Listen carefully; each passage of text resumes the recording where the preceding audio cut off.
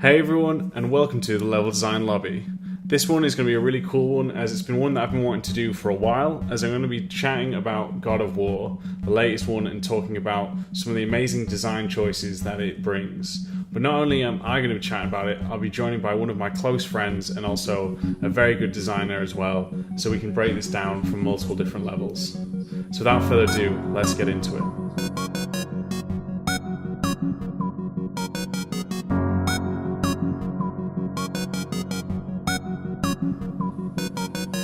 Hey everyone, I hope you're well. You're joining me, your host, Max Pears, for the Level Design Lobby, where we break down things such as level design and game design.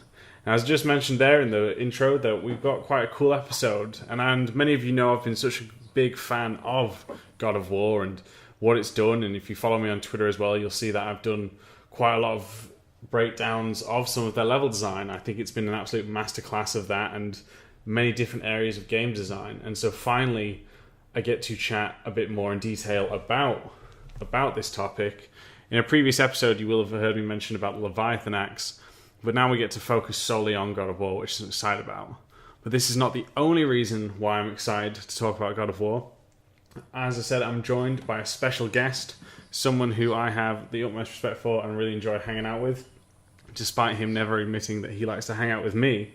It is my good friend, Liam. How's it going, man? Yeah, not bad, mate, not bad. If you were expecting me to acknowledge how much I like you, that's just not going to happen, man. Not with it being recorded. All I can say is notice me, please. So, man, thanks for having us on, man. I'm looking forward to this. No worries, mate. I'm glad to have you here. And Liam's been a good friend of mine. We also met back at university, and we've been friends ever since that. And we were both studying the same course, which was the game design course. Yeah, that was it, man. You say friends, I felt more like an Ash Ketchum meets Gary Oak vibe, like rivals became friends. I don't know which season Gary and Ash became friends. Maybe that happened a little bit later. I honestly, man, I can't even remember Pokemon. It's the first two people I... So Liam has been working in the industry on a variety of different titles now, man. You've had quite like I said, varied career in terms of the project that you've got to work on, really. Yeah. And so I don't know if you want to give an introduction about yourself and what you do really on a day-to-day basis, mate. Yeah, well, straight out of uni, I started working for a little indie company, working as a level designer, and as you would know, I built the levels, did a lot of the encounters and so on. And then I got picked up by a AAA company as a games tester and worked on quite a few titles on the Lego games. That was really interesting. I loved working for TT Fusion.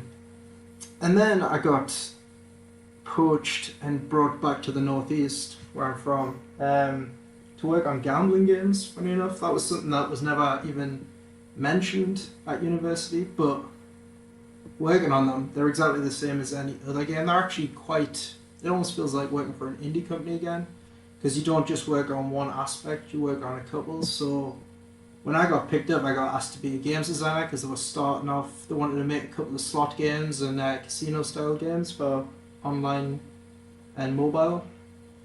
At the time they only had devs, so they brought me in, and my first week, the guy that I was meant to be being shadowed by my mentor, he was on holiday, so they kind of gave us it was almost like a test. They were like, can you animate?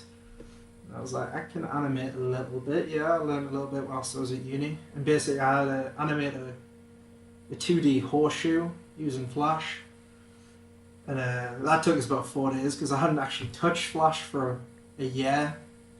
So I started panicking. And then after that, they asked us, can I do a little bit of art? So I said, yeah, okay. So I ended up designing a full slot game, all the icons and the layout and everything from just out of the top of my head from what I've seen online. So basically the first month I was at that company, I was just looking at slot games and trying to recreate what they did. And I did that for two and a bit years. And then I put some of the work I had done onto my interlinks, and I just got messaged one day, and this guy was like, "I like what you do. Would you like to do it, but working from home?" And I was like, "Yeah, that's the dream, isn't it?" So, and you, as the social butterfly, have rested into your cocoon. That's exactly it. I was a little caterpillar, and I went in my cocoon, and I just haven't got out, mate. Because working from home is the best. You have to be very disciplined though. Working from home, you don't have someone looking over your shoulder, so you've got to set the timetable and set the projects, and yeah, it's a weird one. It's a weird one. But yeah, that's what I've been doing for the last year. Just again, more gambling games. It doesn't sound as fancy as AAA, I know, but again, you make the assets, you implement the assets, you animate, you do everything that is in any other type of game, and it's almost like indie, but with a lot of money behind it, which is quite nice.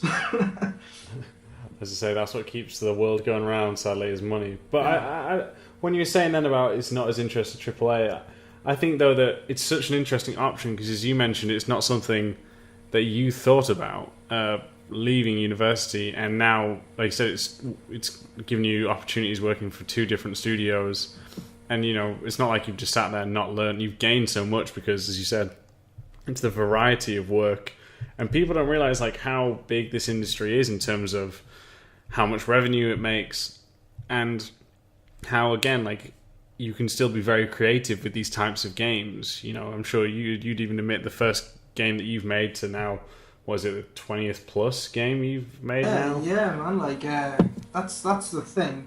It wasn't something that was mentioned whilst I was at university, and I kind of wish it was, because I have learned so much.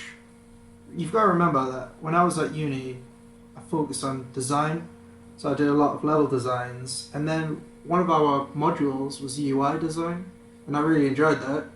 I know you did, and I had a couple of other friends that really enjoyed it. But I didn't know that was an option until we did that class.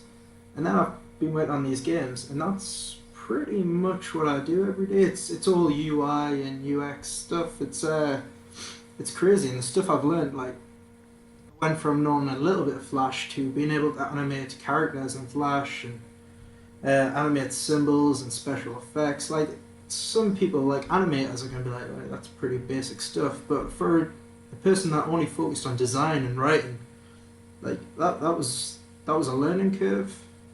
There was stuff that came easy to us, and then there was stuff that I had to dig deep and learn. And then I started picking up programs like Spine, which is almost like a puppeting tool for 2D. It works the same as 3DSmX does, where you have to rig up the assets, and I would never have even touched these programs without being in this career.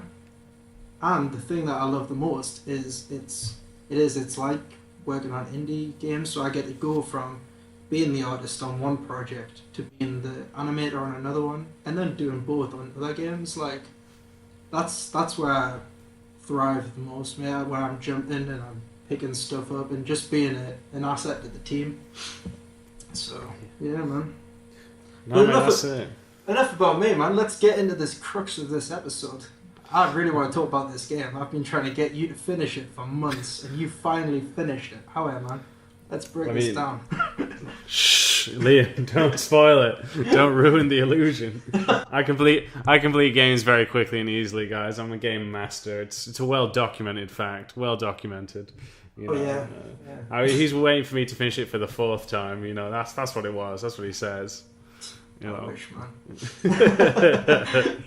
That's it. So yeah, let's jump into this one then, mate, because as you said, it's one that we've both enjoyed, and it's a lot to have to it. And I think the first subject I guess I want to talk about, and I've mentioned this previously in another episode, but I do want to talk about that axe, the Leviathan axe, because I think, like, even just your reaction then, like, how good of a mechanic is that, and it's the core mechanic as well, Yeah.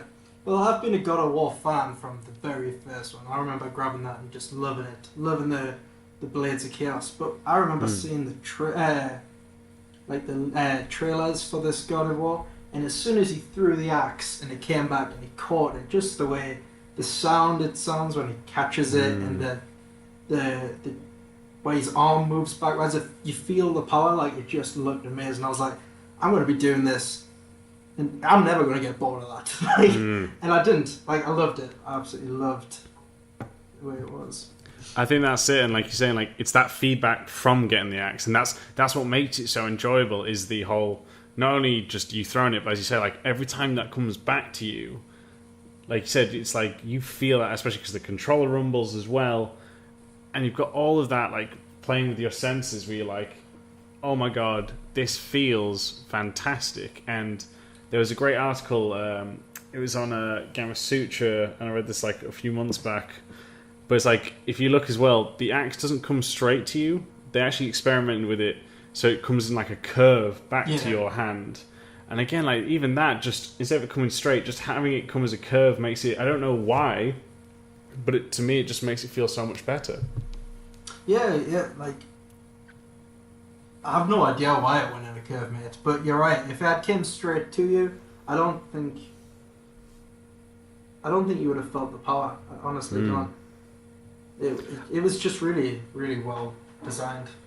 I agree. I mean, I have no... I can't remember why it comes in the curve, but maybe it's something to do with... I guess maybe making it feel more... And I'm just grasping straws here, so I don't know if this is the intention, but it could be to make it feel like it's got that more sense of magic. You know, like it's that more mind of its own in a sense, rather than just you in control. And I think also it's that risk-reward thing of maybe even throwing the axe, because instead of it taking like a second to come back because of it coming in a straight line, now it takes maybe 3 because of that curve. So maybe it's something like that. I don't know. I think it's more to do with when you summon it, essentially, like you see it fly to the right. So if it's far away, you're going to see the distance, and then it comes in through the side, and it's almost like you saw it moving slowly. And then when it comes in from the right, you get a lot of speed. So it's like, I'm moving my hands like you can see. But honestly, I think it gives that anticipation. And that's, when I work on the games I work on, anticipation is key. Like, you get excited for stuff. And as soon as you see that axe leave the body and kind of go out of shot, you're like, it's coming. And then it comes in and you go, bang, got it. I think that's honestly, it adds speed and it adds anticipation for the player. Yeah, man, I think they're good valid points. I think also one of the reasons that it works so well is there's multiple ways to use that axe. It's not just about in combat, and there's many ways that it can be used for combat, but also, they use it for different types of puzzles as well, so that it doesn't feel like it's a one-trick pony. The fact that you can use this for multiple reasons and in multiple ways, I think that adds to it. It's very clever the way that a lot of the puzzles, obviously the Leviathan axe, it's a hell of a way to say it. It's got that ice element, so when you use the wheels and then throw it, and it freezes an object, like it locks up the gears and stuff, like that was really clever. So I didn't smart by the team to do that. That's it. And then also, like, another one it does with that poison gas. You throw it at where the gas is leaking from, and it stops the gas from coming. Yeah. Oh, again, like they just. I think that's one of the other reasons why I think it's such a great mechanic. And in a previous episode, I was talking about Leviathan Axe compared to Mario's jump. And the reason I compare it is because they're both used in a variety of ways, which is why they're such memorable mechanics. It's not just one and done thing. It's the amount of ways that you can use this.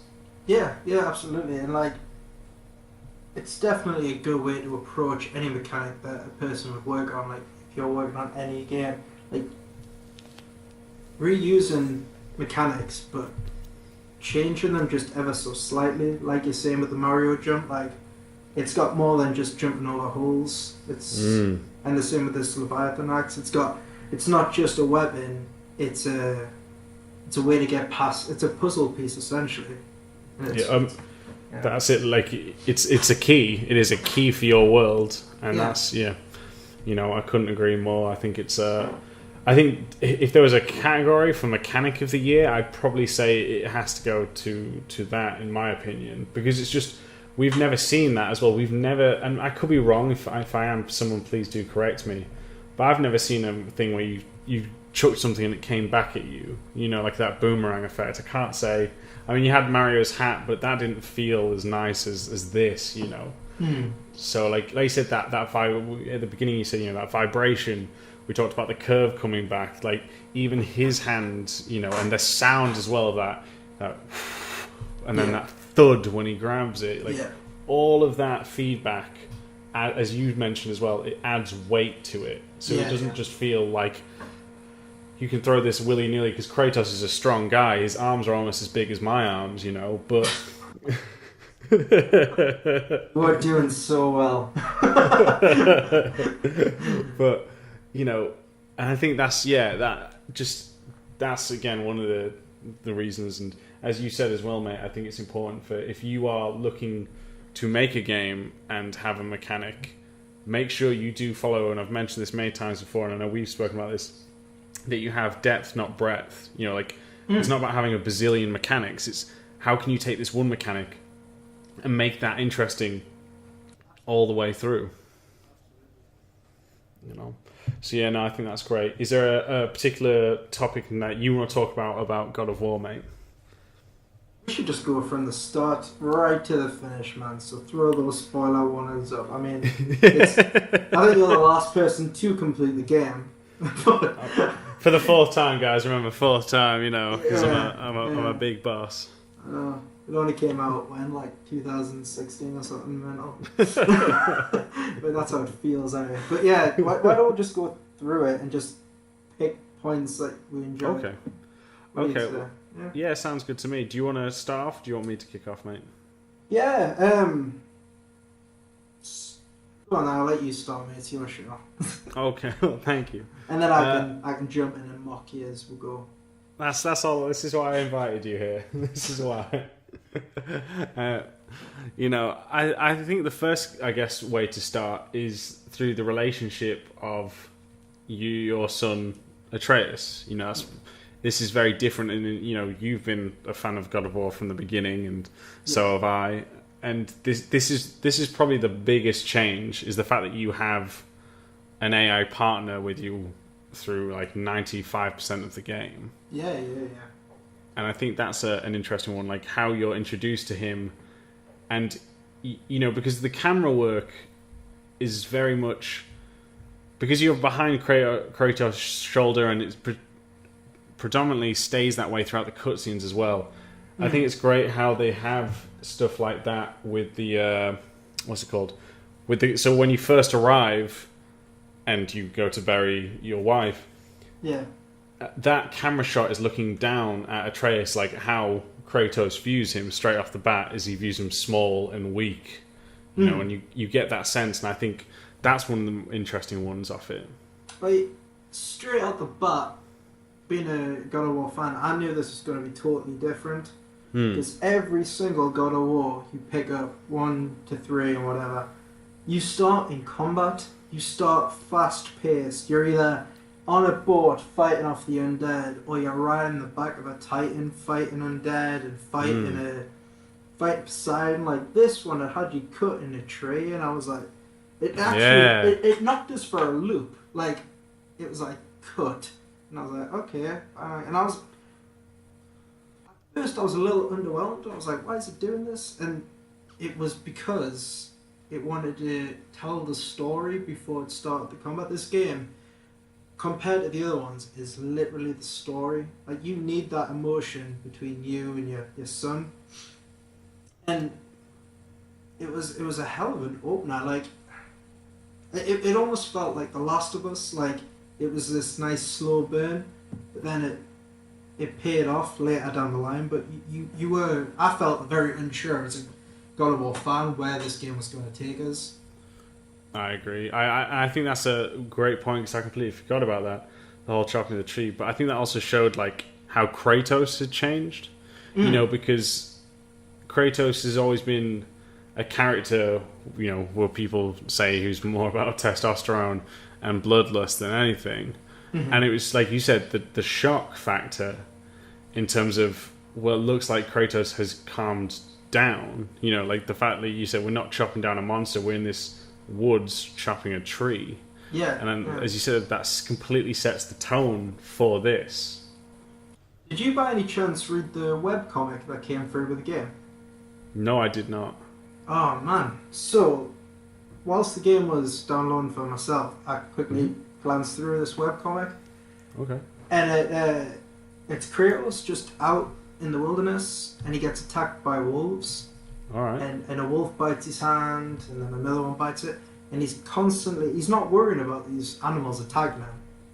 He's worrying that he's going to lose control, and he's going to get angry. And he's trying to control it, and he ends up just like staring these wolves out, basically. Huh. And then a giant comes. I think they're giant, or they're trolls, the big things that are in the game. Yeah, with the horns, the trolls, I believe. I believe one of them comes, and that's where he flips. And he loses it, and you just see a panel of him going crazy.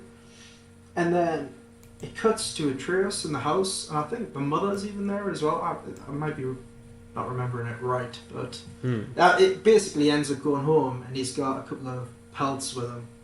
And Atreus asks him, was it a good hunt, father? And he goes, no, it wasn't. And the reason it wasn't was because he lost control. So I was reading this like, this is a totally different Kratos, this is a really different spin-off, because his whole thing was about anger and aggression and revenge. And this is him trying purposely to stay calm. And that's another mechanic that's in the game, the Spartan Rage, where you flip out. But I was like, really? And then, like I said, I played the game, and he's cutting a tree, and I was like, oh right, so he's going to try and remain calm. So straight out the bat, I'm waiting for him to kick off. That was the first thing because I was like, there's no way he's staying calm through this game. He's going to kick off big time. Well, I think that brings on to another interesting point. I hadn't thought about it now that we're taking like a deeper dive. Because eventually you then meet, why is his name escaping me? The god who's chasing you all the way through the game. Is it Boulder? Yeah, Boulder, but at the start it's just the stranger, isn't it? Yeah, so. And it's the bit, and you did the right thing to compare it, because the very first game it's against is it a Hydra? I think it's the Hydra, I believe, is the first one. And, you know, the Hydra is such a well-known mythical creature, but you still overpower that and win, just to show how powerful you are. And then, like you said, this guy's a stranger, and we don't realize he's a god till later. Like, we figure it out during the fight. But you smack the hell out of him at the beginning, and then you're doing no damage. And, like, when you compare that to the Hydra or the previous big monsters that you fight in God of War, you still bet, and it takes time, but it doesn't seem to take as long as what that fight felt like. It almost felt like Kratos was weaker in a sense as well. Well, you see, you point something out where whenever Atreus is around, the camera points down. So I felt very powerful. I felt quite strong. Yeah. But whenever you fought someone like him, your eye level's on his eye level. It's not like the other games where it was zoomed out. And you were this little guy fighting this big thing, but you still felt quite strong.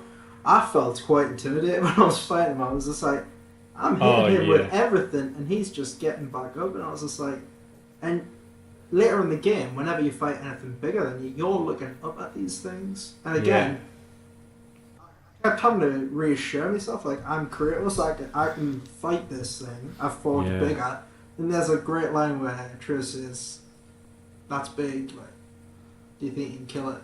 And it's kind of like a nod to the fans that, of course, he can kill it. He's killed a Titan, like, the guy can kill anything. But, man, I don't know if I felt weak, but I felt older.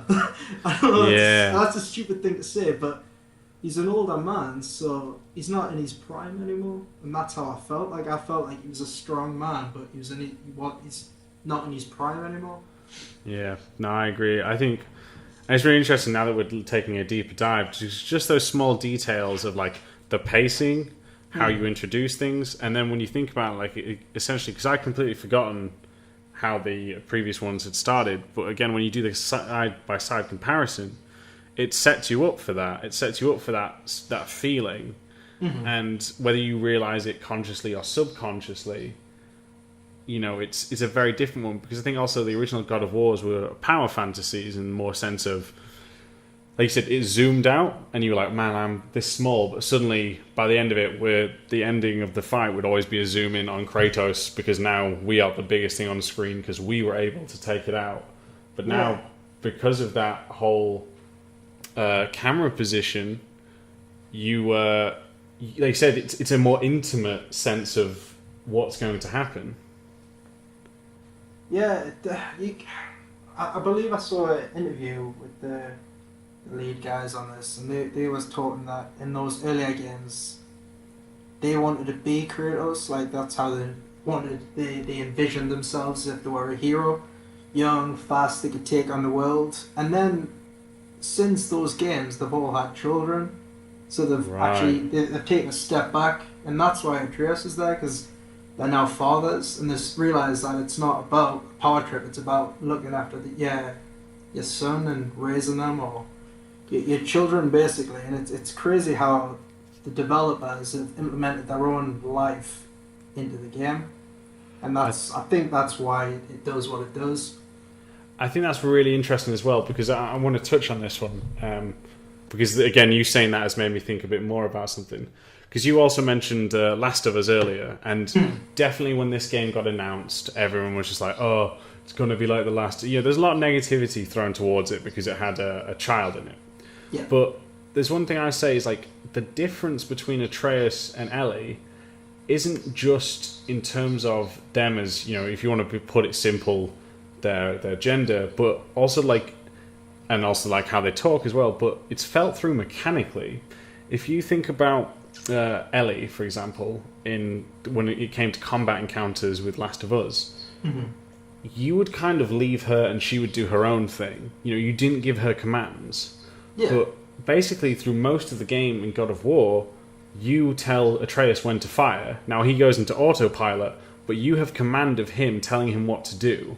So now you can see that gameplay-wise, there is a different relationship between Joel and Ellie, because, eventually Joel becomes Ellie's like surrogate father and she becomes his surrogate daughter.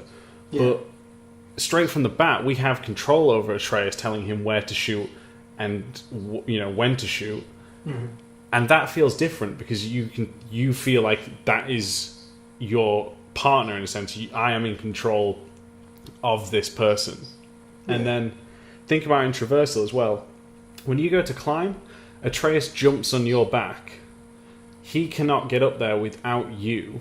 Mm-hmm. While in terms of when it's Joel and Ellie, you give Ellie a boost up for her to then find you a ladder down.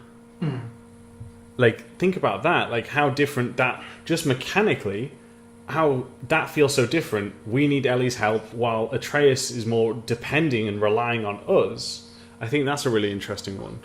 But the thing is, though, a lot of people do draw those two games together because you're going on with a child. Mm-hmm. But you've got to realise, like, they're totally different relationships. Exactly. Like, Kratos and Atreus, that's father and son. Yeah, he's a harsh father, definitely. But it's definitely a father and son relationship. Ellie and Joel aren't father and daughter. They're two broken characters that have lost people and they've came together. So when Joel finally meets her, he doesn't see her as a person, he sees her as cargo. He's like, I've got to get you from A to B, that's my job. You can do things on your own, I'm not going to help you. Like, they might roughly be the same age, Ellie and Atreus, but it doesn't come across that way because Ellie's lived out in the world on her own or with people, and then she becomes this person. So she's already experienced, whilst Atreus seems to be quite sheltered at the start of the game. Like, he's a mama's boy. The very first part of the game, you take him hunting for is it a deer or a boar or something? A boar. Well, yeah, you take him hunting and you teach him how to shoot. And there's this really, there's an amazing moment where he finally gets the kill shot and he has to go over and stab it with a knife, and Kratos puts his hand on it, and it's a very slow. It's almost like this isn't God of War at all at this point because it's very slow, and he helps him kill this animal. Yeah. And he realizes that Atreus is a bit upset, and he almost puts his hand on his shoulder, and he's like, to comfort him. But he's like, if I do that, I'm not. It's almost like I'm not a man. That's how Kratos sees the world. He has to be this hard exterior guy. Yeah. And it's mind blowing. But yeah, it's funny that two games have got a parent figure and a child figure, and they're compared so similar, but realistically they're not. They're not at all. That's what I'm saying, man. I completely agree, and it's amazing that not only they're showing it through those scenes, but they're showing it through the gameplay as well. And again, like you said, when you play these two games, you know there is a difference between them, and it is night and day. And I think that's always a very interesting one, and you even see a difference in parenting styles between Joel and Kratos.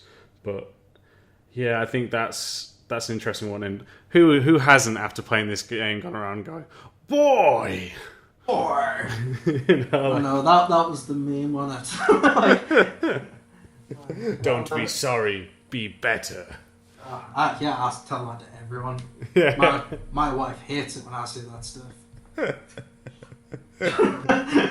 Best one to say it to. I know, right? 'Cause I'm really brave on that. It's like, what's that? You burnt my meat. Don't be sorry, be better. I don't get fed again. So, you gotta pick and choose who you say those stuff to. It's just a phenomenal, elements to this. And, it's, as you're saying, just something like that. And I completely forgot that you take Atreus hunting.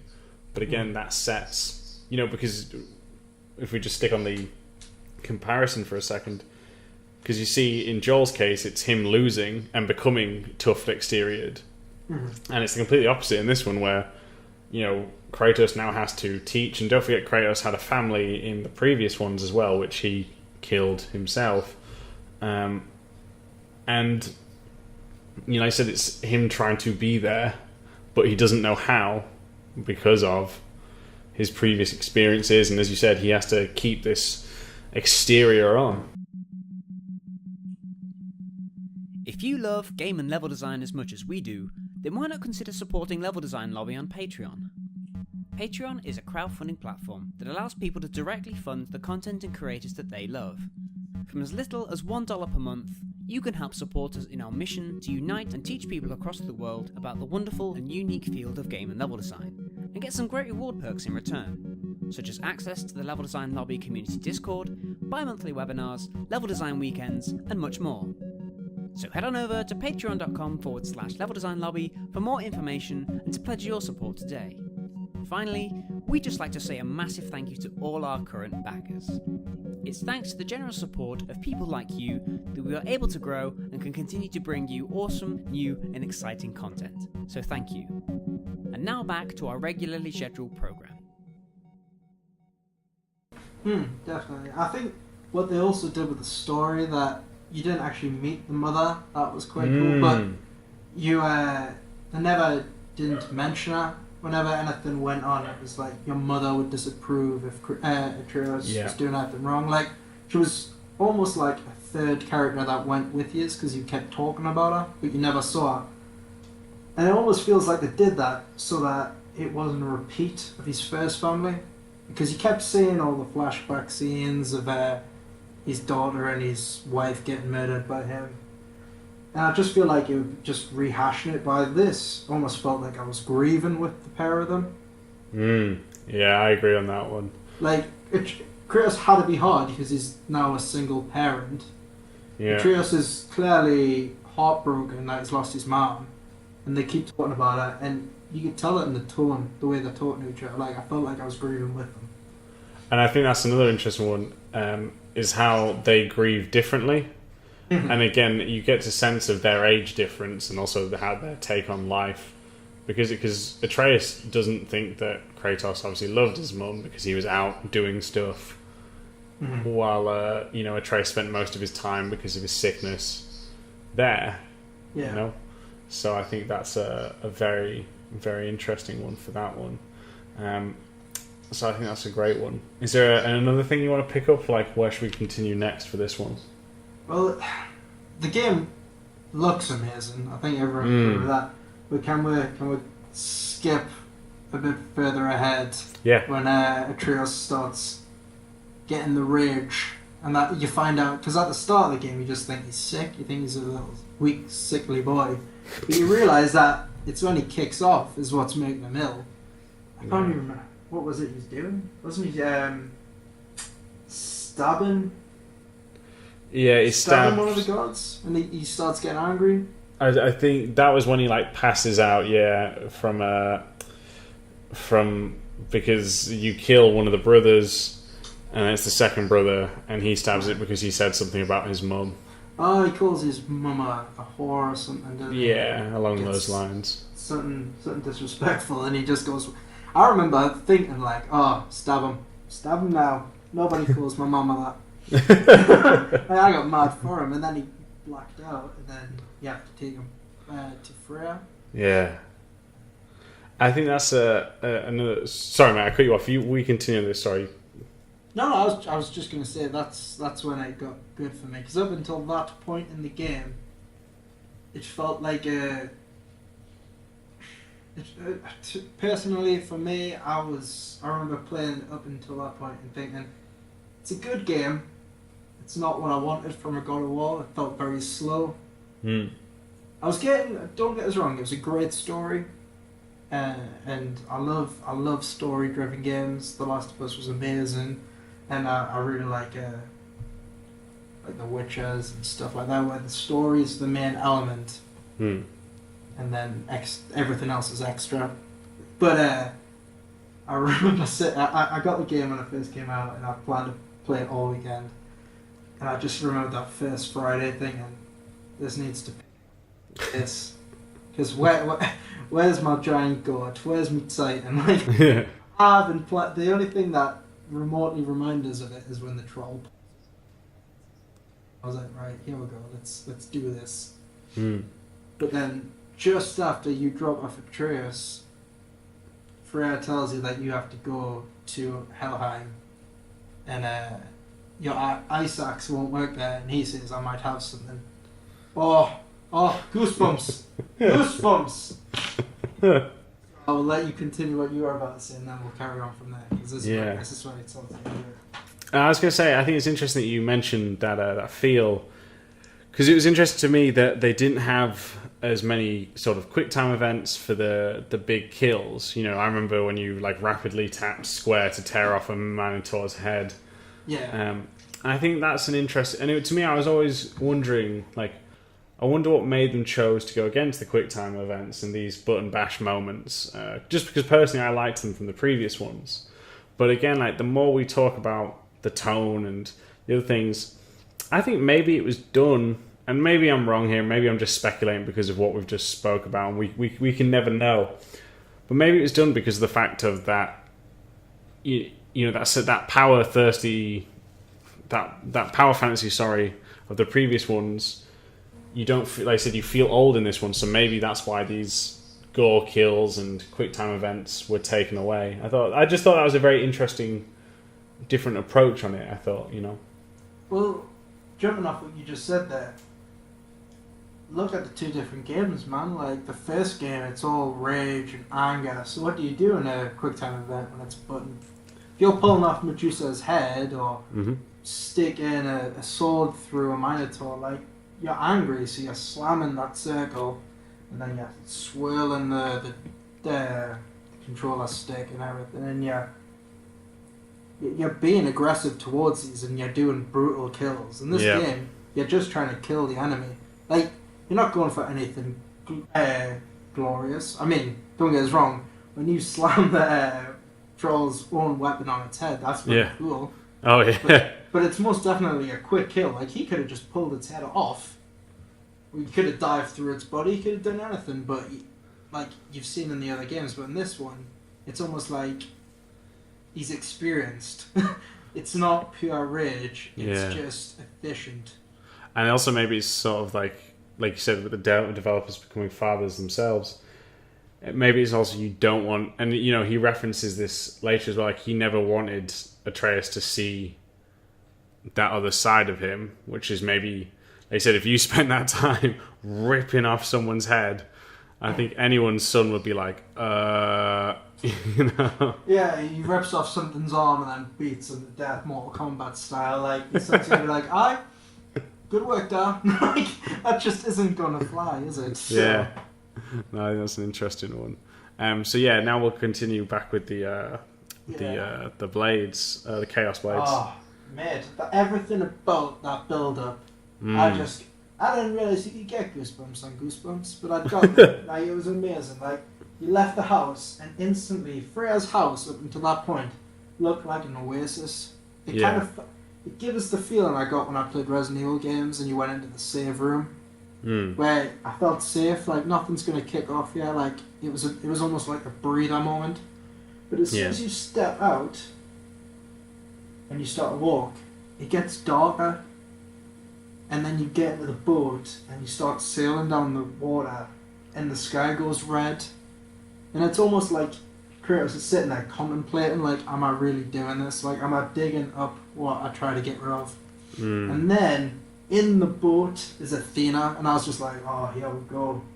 Yeah. Here we go. Because she's the one, she was meant to be your friend, and essentially she betrays you to try and help save Zeus.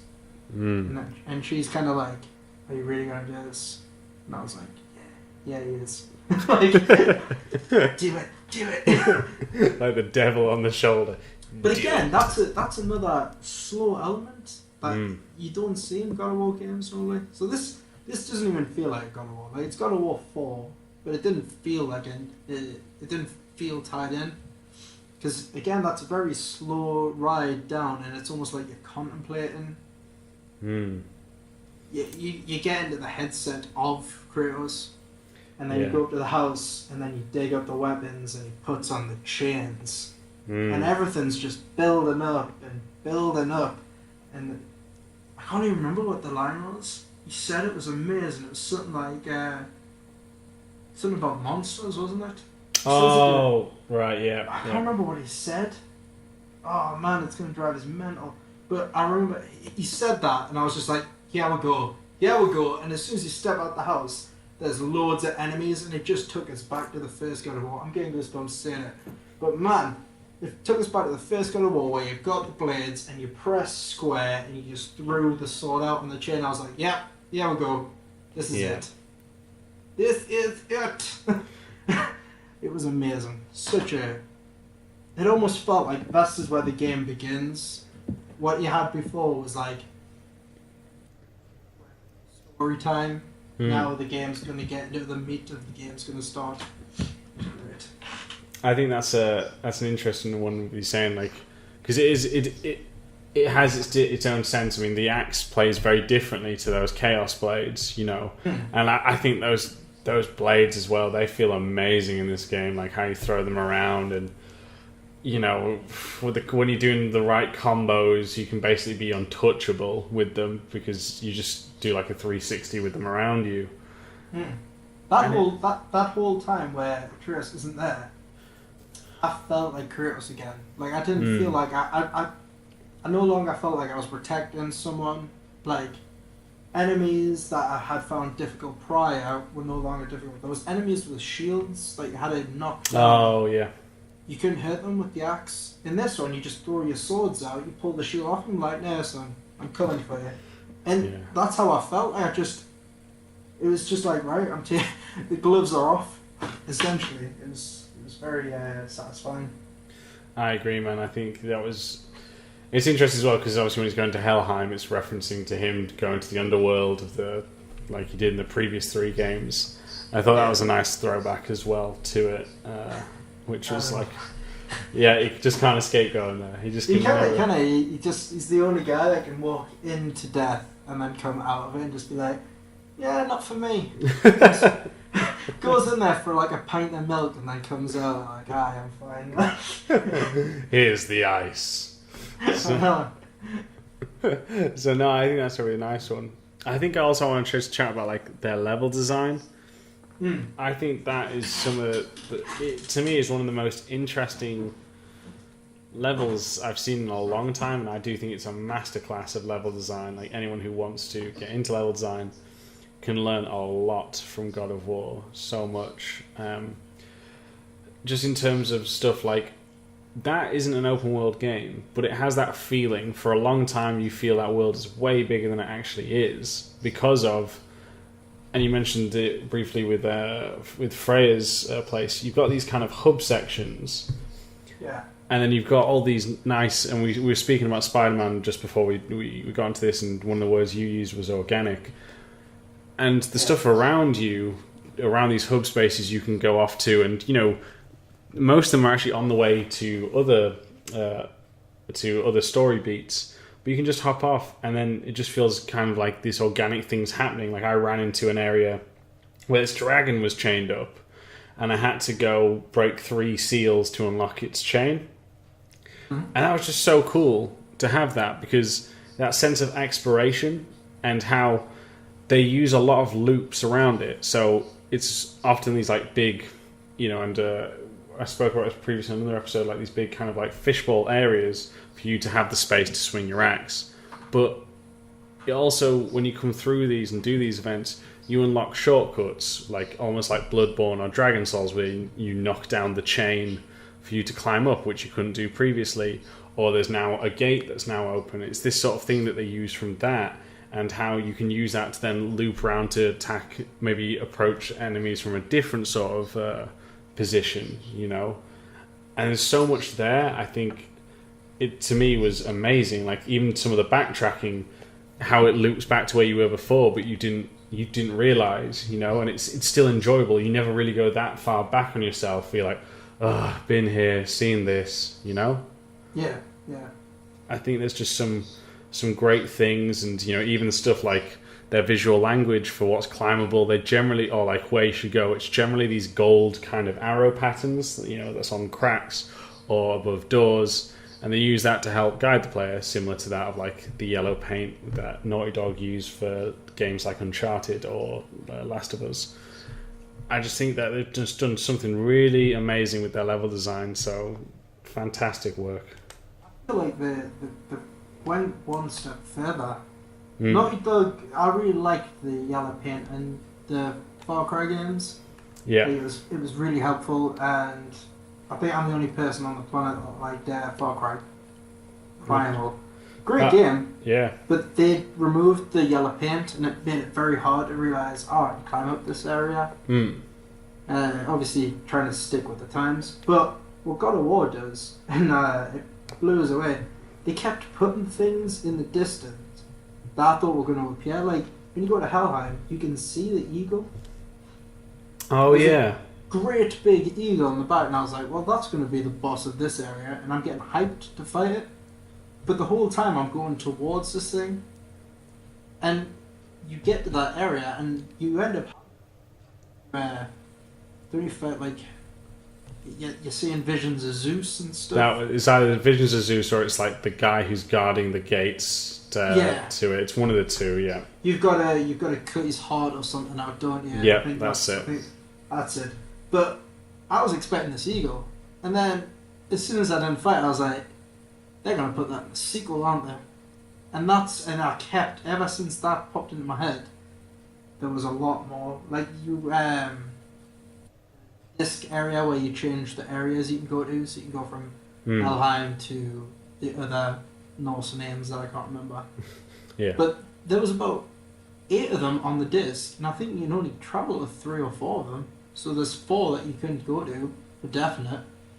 So they're definitely going to be in sequels, aren't they? Like, that's it's just interesting. It made us excited. Like, they were basically just presenting stuff and then just being like, nah, not in this one. And they've already announced that they're not doing DLC for it. So it's not like, oh, this is going to be a boss, but we've had to cut it for time. Like, they literally just presented it and then we're just like, not this one. I thought that was amazing. Like, as soon as I picked up on that eagle, like, there's no way there's a giant big bird and Kratos isn't going to try and kill that. Like, no way. Yeah. So I just thought that was very clever.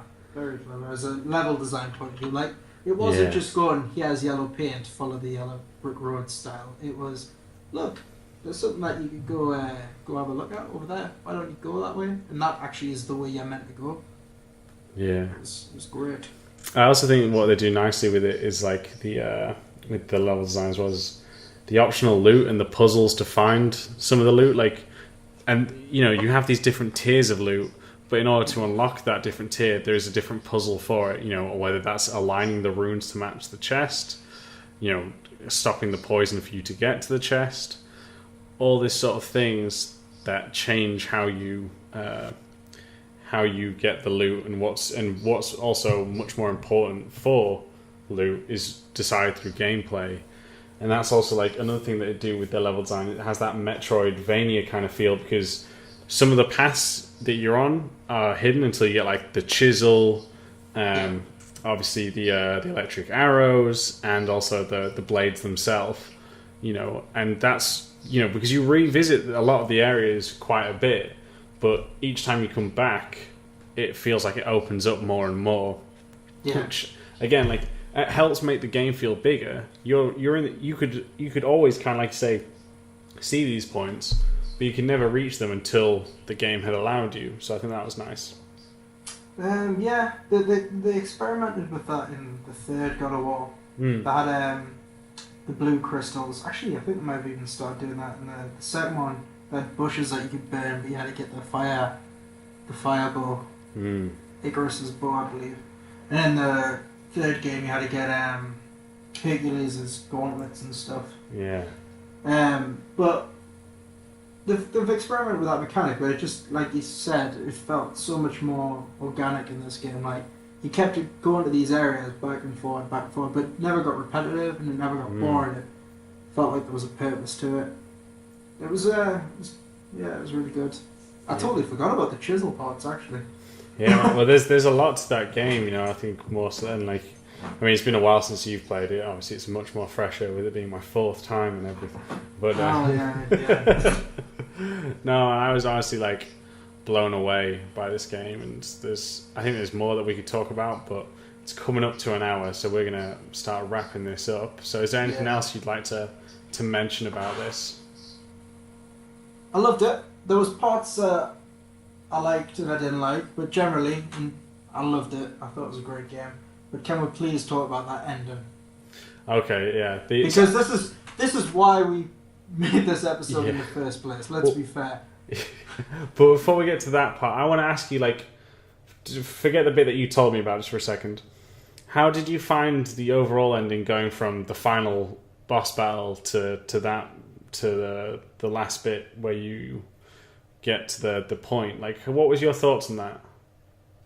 To be honest, I thought it was a great. Again, I've said this throughout this whole episode, but it was a great story and it was a nice cool down. You had that fight, and I almost felt like I betrayed Freya. Yeah. Because she got super angry, but you've got to look at it like you've just killed her son. Oh yeah. Like, how angry would Kratos have got if she had killed Atreus? Like, he would have just lost it. But he was saying the circle has to stop because he was the son that killed the father, and that was a point that kept coming up over and over again throughout the story. And he was like, "I'm going to break it and stop that," and I killed the son. All you've done is just upset the mother. And I think that's going to be a massive element in the next game. But then, after that, it slowed right down again, and then you completed the story, which was to scatter the mother's ashes. It was a very nice ending, very peaceful.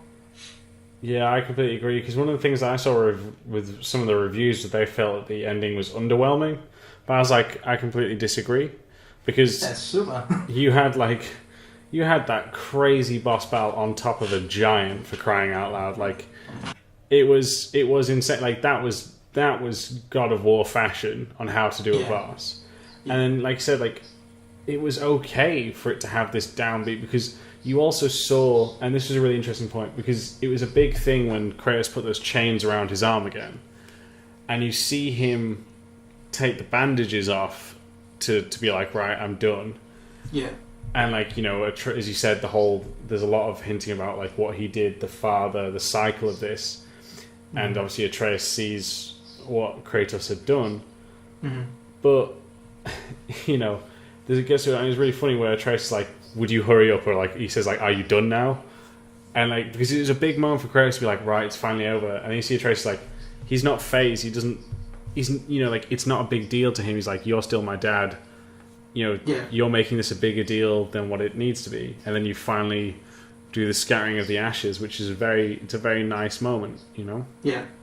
Like, here's something for people to think about. Like, this whole game, this whole time we've talked about story, but really, that was all level design. Like, everything in the game was telling a story, be it going towards the eagle.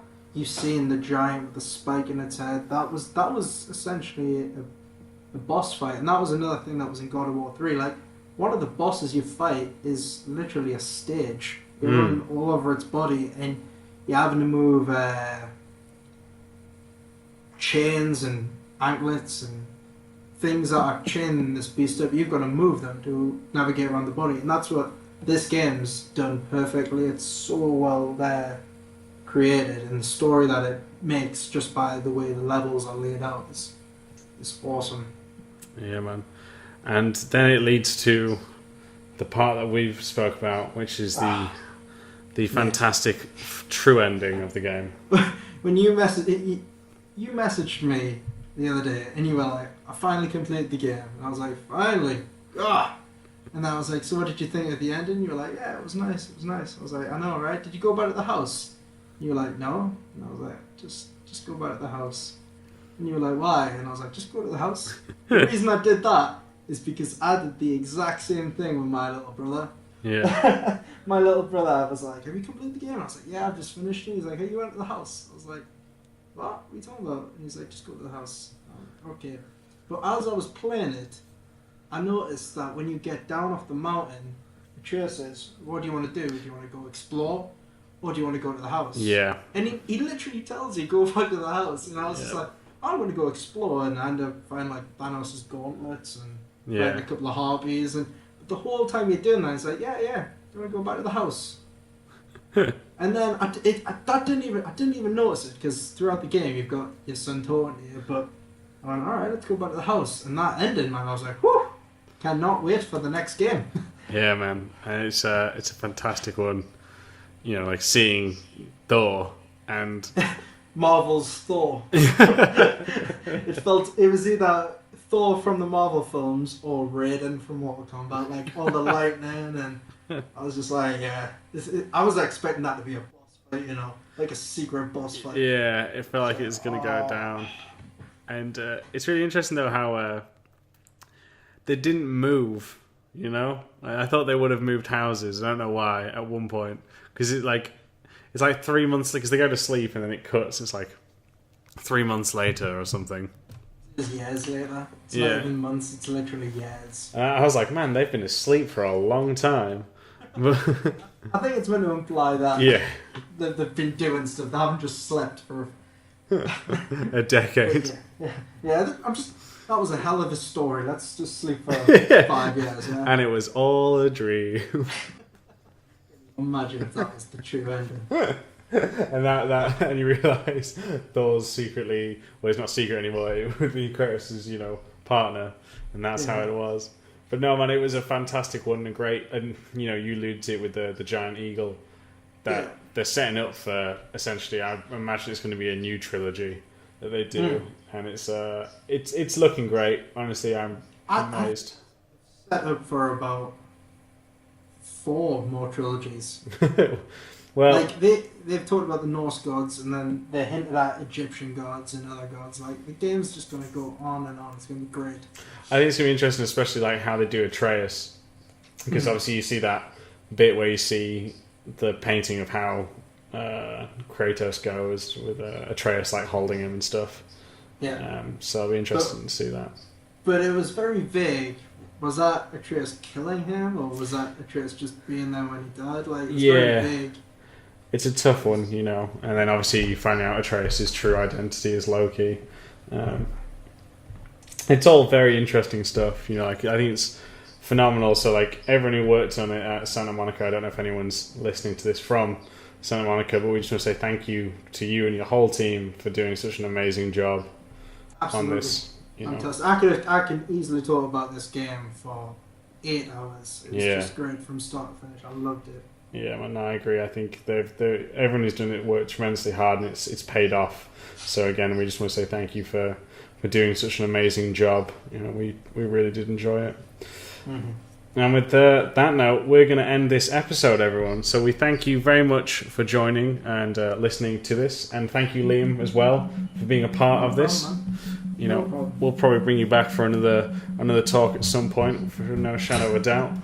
Cheers, man. No worries, man. And for all of you, if you want to know anything else about what I do, then please follow me on Twitter at MaxPez. And if you are enjoying this, please subscribe to the channel, or just make sure that you rate it if you're listening through a podcast app. And yeah, if you want to know more and get any more sort of level design or game design tips, then please do check out the Patreon. There will be a link to that in the description below, patreon.com/level design lobby, where you can get some more amazing goodies. Where you join the Discord, you'll also get some brochures on some of my favourite level design tips when I'm creating levels, as well as the level design weekend, which is a great weekend where I set a task for all members, and you get to create a level in a weekend, and then I will review it, so it helps to build your skill set and portfolio. So thank you all very much, and we will catch you all next time.